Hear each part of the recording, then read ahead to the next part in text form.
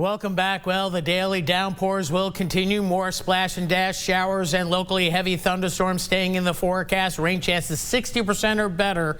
Probably through next Friday, hopefully improving by the following weekend. That's the bottom line. So let's take a look at the big picture here, and we're kind of stuck in a little bit of a rut here, and it's going to be a while before we get out of it. We're kind of sandwiched between two ridges of high pressure, one that's in the eastern Pacific, another one here in the eastern Gulf of Mexico, and that's created a little bit of a weakness in the atmosphere. We do have this upper level trough here, and this weakness is going to stay. Even though this upper level low is going to kind of move out, the weakness is going to stay behind. That works in concert with the Gulf moisture, and that gives us a little bit more instability aloft. So scattered daytime showers and thunderstorms staying in the forecast. And again, not one day ahead looks like a washout, just rain delays for an hour or two, some period during the day. Sometimes it's going to be mid-morning through the mid-afternoon, then you get sunshine in the afternoon, and then sometimes the storms hold off and you have some sunshine during the day and then storms later in the afternoon. That's the nature of this pattern. You can see how the storms have been moving across the area.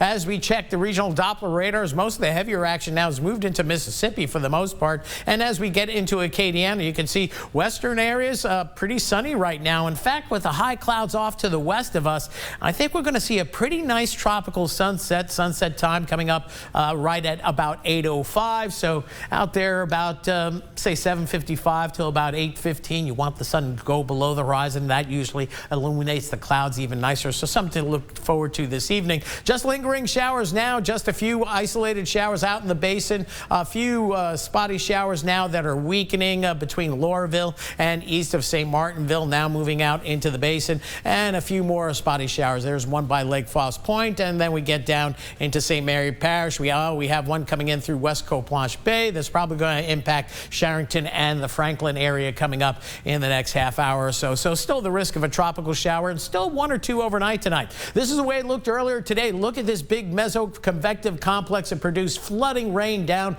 around the San Antonio area. But horrible rainfall. There have been fatalities there as well. That main impetus of this system is moving out into the Gulf, but this could leave a few ripples in the atmosphere overnight tonight for a shower or a thunderstorm to develop, and maybe one or two more, and of course more during the day tomorrow. According to the National Hurricane Center, all is quiet in the tropics. We expect it to stay that way for the next 7 days. And the long-range 2 to 3 week outlook, keeping everything at bay. The only possible area that we'll have to watch, Central America, mainly Eastern Pacific, which has been active, and perhaps the Bay of Campeche, but we don't see any major threats anytime soon, so that is good news there. So quiet overnight tonight with generally partly cloudy skies, maybe a shower or two popping up. Here's the graph model. This is a little bit different than the HRRR model, but it is showing showers and storms moving across the area through tomorrow afternoon. Maybe some heavy storms. We could catch several inches of rain, and then the graph is really going gangbusters on activity Saturday morning, and then